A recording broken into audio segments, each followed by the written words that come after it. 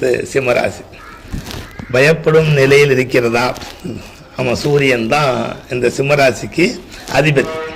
இந்த சிம்மராசிக்கு அதிபதியான சூரியனுடைய இடத்திலிருந்து 8வது இடத்தில் அஷ்டம சனியாக வர. பயப்படணும், ஆனால் பயப்பட வேண்டாம். பயப்படணும்னு சொல்கிறது எப்படின்னா, தந்தையிடமும் தாயிடமும் எக்காரணத்தை கொண்டும் வாக்குவாதங்கள் வைத்துக் கொள்ளாதீர்கள். சொத்து சம்பந்தமாக எந்த விதமான வாக்குவாதங்கள் வைத்துக் கொள்ளாதீர்கள். கவனமாக இருங்கள். சூரியன் பஞ்சுவாலிட்டி உள்ளவன். 6:15 வரேன், 6 மணிக்கு வரேன், 7 மணிக்கு வரேன், நான் சோம்பேறித்தனம் தூங்கிட்டேன்னு சூரியபவன் சொல்லுவானா?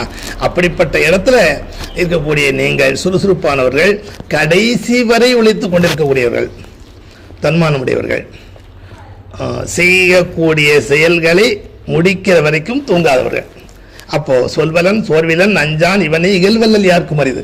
இப்படிப்பட்ட நிலையில் சொல்லில் சிறந்தவன், சோம்பேறி இல்லாதவன், அஞ்சன் பயப்படாதவன்.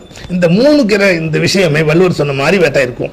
அப்படி இருக்கிறதுனால இவங்க பயப்பட வேண்டிய அவசியம் இல்லை. பயப்படணும்னு சொன்னேனே, 8ஆம் இடத்துல வந்தால் பயப்படணும் சொன்னேன். அப்போது உடல் நலத்தில் மிகுந்த கவனம் எடுத்துக்கொள்ள வேண்டும். மாத்திரையெல்லாம் கரெக்டாக சாப்பிட்டுக்கணும். இந்த முழங்கால் வலி இந்த மாதிரி உள்ளவர்கள் உடனடியாக ஆஸ்பத்திரி போய் காட்டிக்க வேண்டியது அவசியம். என்ன பண்ணினா இதிலிருந்து தப்பிக்கலாம்? காட்டுக்குள்ளே போய் சாப்பிடணும். காட்டுக்குள்ளே அரச மரத்தடியில், வேறு வேப்ப மரத்தடியிலையோ அல்லது இந்த புளிய மரத்தடியில் சாப்பிடக்கூடாது. அரச மரம் அப்படிங்கிறது குரு பகவானுடைய அஸ்திரம். இந்த சிம்மராசிக்காரர்களுக்கும் அந்த அரச மரத்துக்கு ரொம்ப தொடர்பு உண்டு. அதனால் இந்த அரச மரத்து அடியில் இவங்க சாப்பிடணும்.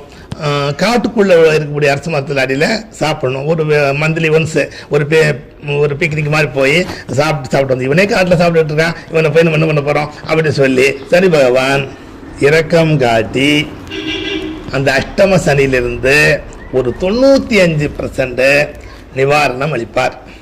பயப்பட வேண்டிய அவசியம் இல்லை. இவர்கள் முக்கியத்துவம் பயப்படணும்னு சொன்னேன், பயப்பட வேண்டாம்னு சொன்னேன். இதெல்லாம் செஞ்சாச்சா நீங்கள் பயப்பட வேண்டிய அவசியம் இல்லை.